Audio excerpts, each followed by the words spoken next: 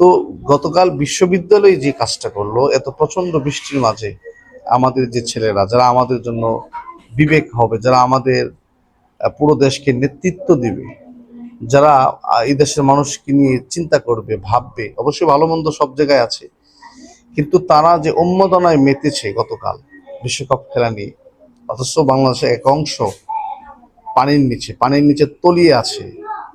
ঠিক এই মুহূর্তে তাদের যে উন্মাদনা, এটা আমাদেরকে হতাশ করে, যারা প্রজন্ম নিয়ে কাজ করে তাদেরকে হতাশ করে। আসসালামু আলাইকুম রহমতুল্লাহ। সবার সুখে হাসবো আমি, কাঁদবো সবার দুঃখে, নিজের খাবার বিলিয়ে দিব অনাহারের মুখে। এই যে ছোট্ট কবিতা জসীমউদ্দিনের লিখিত, এটার সাথে আপনার অনেকে পরিচিত আছে।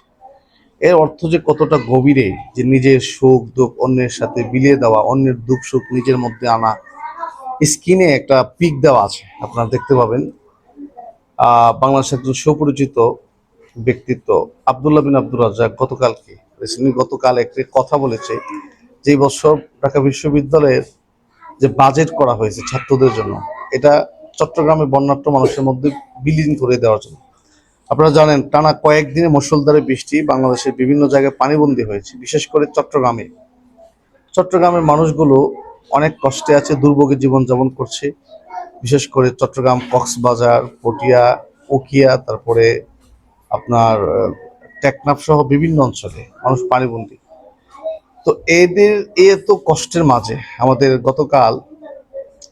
আমাদের বিশ্বকাপ নিয়ে তো আমাদের দেশে উন্মাদনা আছেই।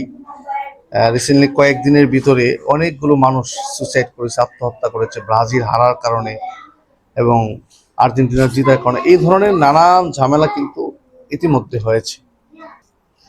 এই জন্য উচিত ছিল যে তাদের সুখে তাদের দুঃখে আমাদের ব্যতীত হওয়া।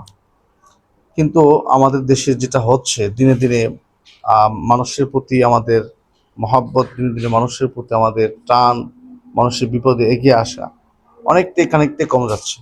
আর ঢাকা বিশ্ববিদ্যালয়ের মধ্যে এমন গুরুত্বপূর্ণ একটা অংশ, যেটা বাংলাদেশের নেতৃত্বস্থানীয় লোক ওখান থেকে উঠে আসে।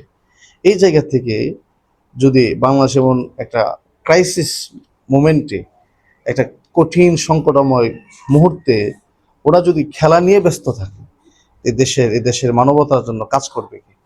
এই জন্য এই কথাটা আমাদেরকে হতাশ করেছে।